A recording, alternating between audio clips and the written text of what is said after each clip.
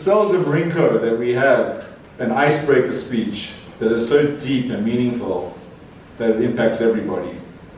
When you finished your speech, I heard people behind me commenting on just the quality of that speech. It is seldom that we find an icebreaker that is so sophisticated, so well structured, and so surprising. And those are the three things that I would like to address for this icebreaker speech. Because an icebreaker speech is not really here to give you feedback on how to improve, but it's just to explore the speech-making skills you already have, and in some ways to introduce yourself. Perhaps the one area I would suggest you improve is introduce yourself a little bit more in an icebreaker, but I feel you introduced yourself enough. The thing I loved most about your speech, well, the three things I loved most about your speech was the first one was structure.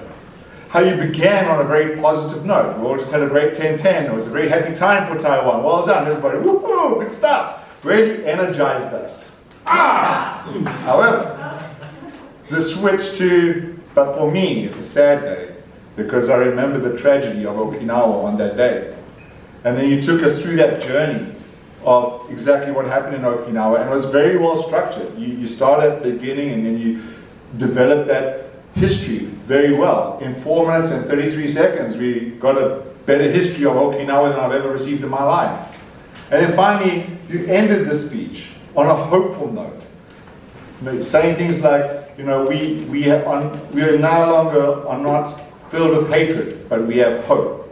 And then you express that hope for the rest of the world and all the conflict in the country, other countries. So the first thing I absolutely loved about your speech was the structure. The second thing was the element of surprise that you continue to use throughout. Because in the beginning it was like, hey guys, 10-10, wonderful. But for me, it's not so good. And all of a sudden you hooked us into that. Like, we're very, very surprised to know why isn't it good for yourself, right? The other things that you used were like helping us engage in understanding the tragedy of Okinawa. Asking us questions like, do you know what happened in Okinawa? Do you really know what happened in Okinawa? Do you know how many people died? And I think that was really well done.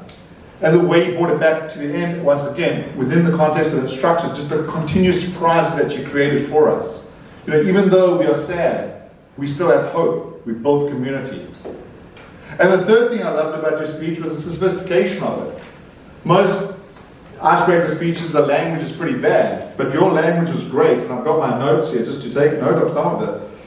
You spoke about, you know, the destructive nature and intensity of the war. You used language like we did not lose our hope. We will now have a bond of community. Today we are more vibrant than any time before. This is fantastic language. It's really, really sophisticated. I will go back to what I said at the beginning of my evaluation. It is seldom that we see a first speech, with so much depth and meaning. Thank you for sharing your pain with us, and thank you for sharing your story. It was beautiful. Generally,